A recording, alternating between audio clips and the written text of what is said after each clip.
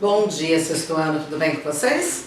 Segunda-feira, última semana do mês de setembro, eu espero que vocês estejam quietinhos dentro de casa, todos em confinamento, hein? Ainda não temos vacina e o único jeito de controlar é ficando quieto em casa, né? Pessoal, nós vamos terminar aquela unidade 7 que fala sobre planeta sustentável, tá? Nós já vimos lá o texto 1 das páginas 150 e 151, certo? Fizemos alguns exercícios, agora nós vamos na página 154 para terminar os exercícios daí, tá? Esse assunto é muito importante, a questão do meio ambiente, ela sempre estará presente em qualquer matéria, né? Português, geografia, matemática, ciências, história, né? Essa questão do meio ambiente, ela é universal, ela não depende de matéria nenhuma. Então vamos lá. Lá na página 154 você tem o exercício 1 e o primeiro exercício já é um teste, né? Lembrando-se do que você já estudou sobre o gênero reportagem, assinale a opção que melhor explica o objetivo principal do texto. Então só para relembrar, tá? Essas perguntas referem-se a esse texto, né? Inclusive abrange aqui essa foto que nós já vimos na aula passada, página 150 e 151. É uma reportagem publicada lá no www.cartacapital.com.br sobre o assunto sustentabilidade. O título: No ritmo atual, uma montanha de lixo irá no soterrar.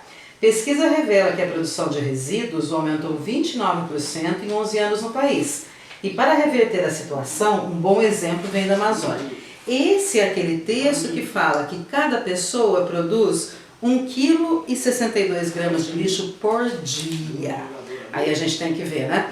Quantas pessoas tem na sua casa? Você, seu pai, sua mãe, seu irmão? 3 pessoas? 4 pessoas? Então, quanto de lixo é produzido por dia em cada casa? E aí, qual o destino que esse lixo é dado? Quanto é desse lixo que vai para a reciclagem? Quanto desse lixo que vai para o lixão? Ou ainda existem aquelas pessoas que nem o lixo no lixo colocam, né? E acabam deixando aí no meio da rua, em qualquer lugar. Tá? Esse é outro problema maior ainda. Então vamos ver. O objetivo principal da reportagem que nós vimos: A. Apresentar instruções sobre como fazer algo importante, no caso, a reciclagem de alguns produtos industrializados. B. Informar o leitor e opinar a respeito de um assunto importante para a sociedade. C. Apresentar diferentes opiniões sobre um tema em destaque na sociedade por meio de texto não verbal. E D. Apresentar ao leitor dados e fontes de pesquisa.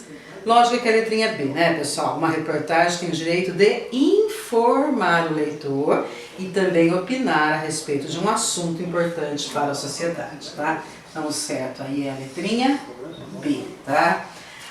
O objetivo do texto não é apresentar instruções, não é apresentar diferentes opiniões e nem só apresentar dados e fontes de pesquisa, tá? Ele também tem o direito de informar sobre esses dados. 2. Para uma reportagem ser produzida, o autor costuma fazer pesquisas e entrevistas relacionadas ao tema. Levando em conta seus conhecimentos e a afirmação que acabou de ler, responda as questões oralmente. Então, o exercício 2 não precisa escrever nada, tá? A gente pode só falar sobre isso.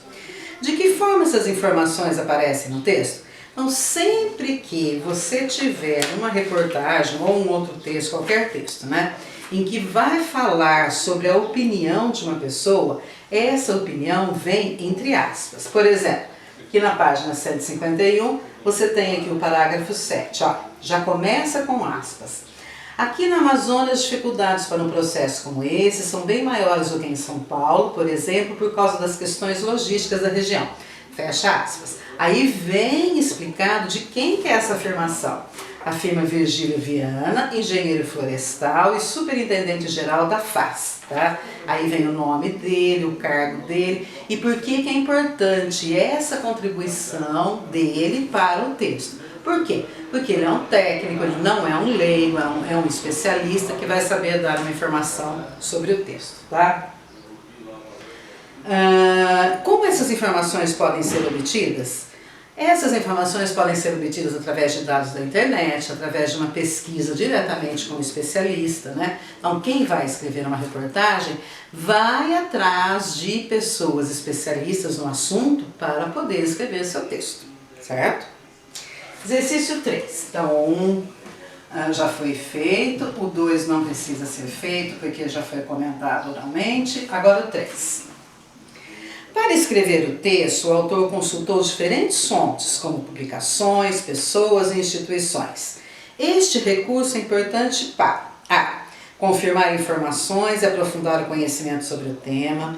B. Questionar a diversidade de opiniões sobre o assunto tratado. C. Opor diferentes pontos de vista a respeito da pesquisa divulgada. E D. Divulgar as fontes consultadas. Para confirmar as informações, né? Então você tem lá uma determinada opinião, você sabe alguma coisa sobre o assunto, mas você vai pedir a opinião de um especialista, o ponto de vista dele, para quê? Para confirmar informações e aprofundar o conhecimento sobre o tema. 4. O texto de Reinaldo Canto pode ser subdividido em 2 momentos: a exposição dos dados da pesquisa nacional e o relato das atitudes da comunidade amazônica.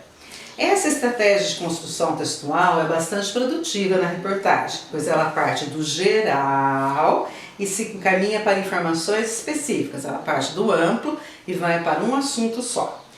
Tal estratégia no texto lido tem a finalidade de a.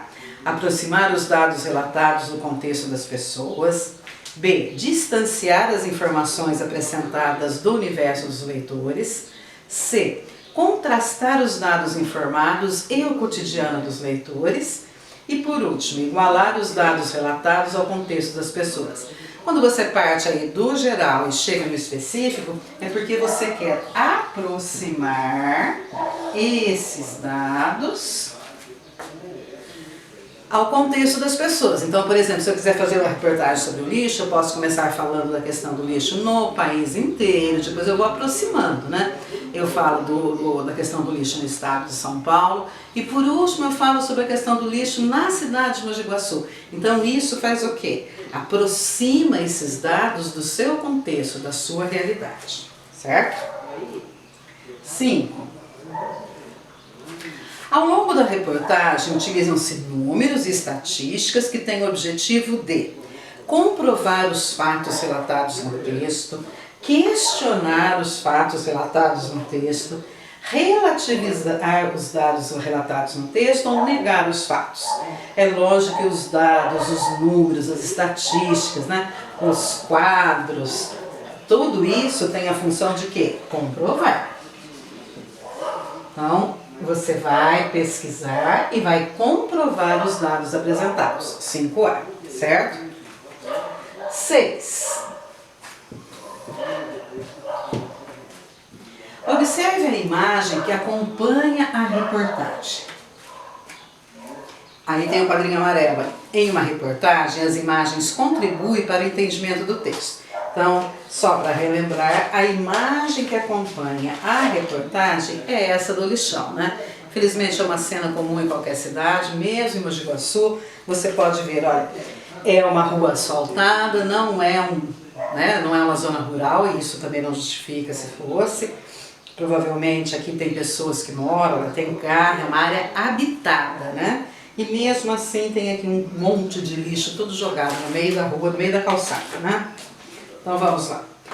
O que a fotografia mostra? Um centro urbano, ou seja, está dentro da cidade, com lixo. Um centro urbano, é 6A ou não? É 6A.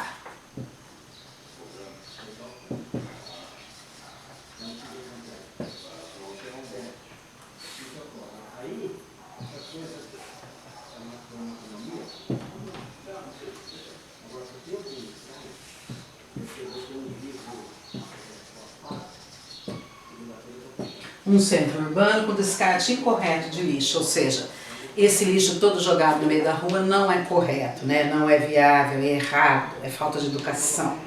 B. A imagem é adequada para ilustrar a reportagem? Sim, a imagem é adequada. Por quê? Porque a imagem está relacionando o assunto. A imagem está relacionada ao assunto.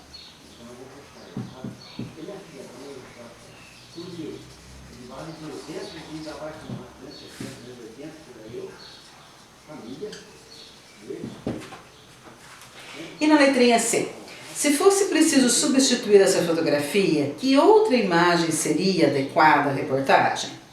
Olha, você poderia colocar a foto de alguns dos especialistas entrevistados, você poderia colocar a foto de pessoas lá da região ribeirinha, né, das comunidades ribeirinhas.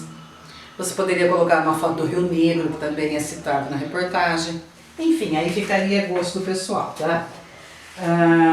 Que imagem seria adequada à reportagem? Então, foto dos especialistas citados na reportagem, né? Na verdade, eu já tenho a economia, né?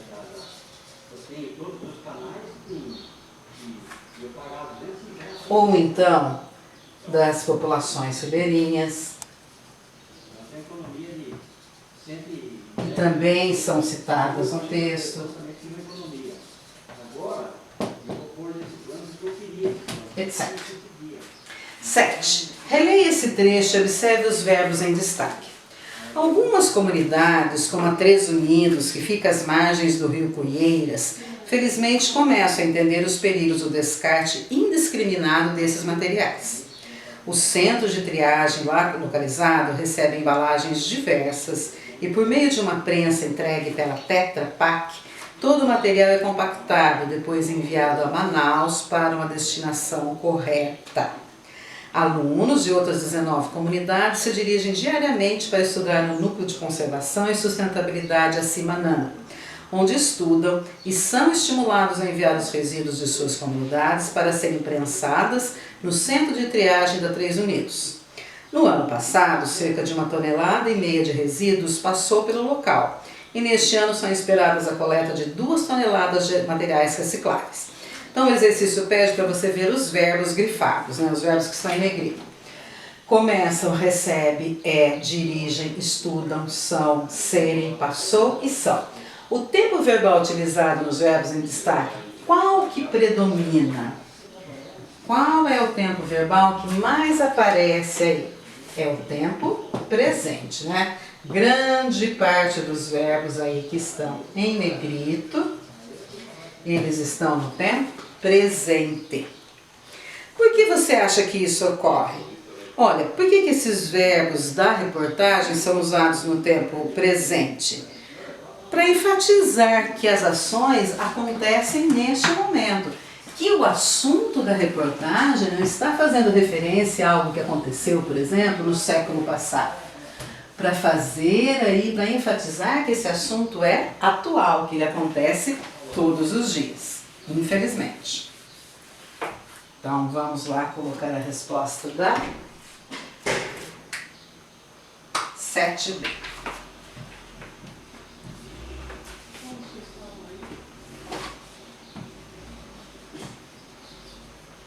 Para enfatizar que os assuntos da reportagem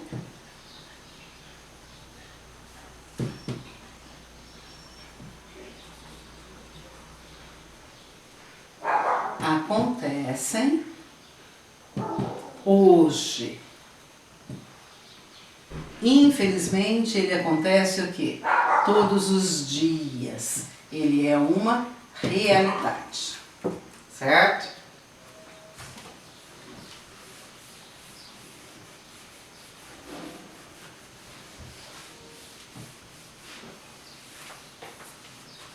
Então vamos. 8. Releia o trecho a seguir. Segundo os dados levantados pela entidade, em cerca de 400 municípios, nos quais residem quase 92 milhões de pessoas, de 2003 a 2014, a quantidade de resíduos produzidos pelos brasileiros foi 5 vezes superior ao aumento populacional do período, que foi apenas de 6%. Hoje, em média, cada pessoa gera 1,62 kg de lixo por dia. Mas as boas notícias praticamente param por aí. No ano passado, apenas 58,4% de um total de 78,6 milhões de toneladas de resíduos coletados tiveram destinação adequada, ou seja, foram ao menos encaminhados para aterros sanitários, locais apropriados e preparados para receber esses materiais. No texto, observa-se o uso predominante do registro formal, em Entretanto, há duas frases que foi registrado o registro mais informal, circule-as. Então você vai lá no texto e vai circular os dois trechos que aparecem em linguagem informal. Olha, hoje em média cada pessoa gera 1 quilo, então abre aspas ali, você circula no texto, tá? Hoje em dia, está na primeira, segunda, terceira linha do primeiro parágrafo. Hoje em dia não, hoje em média,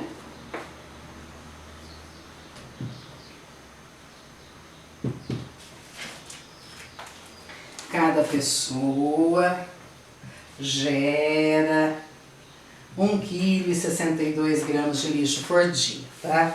E um outro trecho que aparece em linguagem informal também é a linha de baixo. Mas as boas notícias, tá? Mas as boas notícias param por aí. Então esse trechinho também está em linguagem informal. O restante do texto aparece em linguagem formal. Então pessoal, é por aqui, vou parando por aqui e na próxima aula nós continuamos com o texto 2.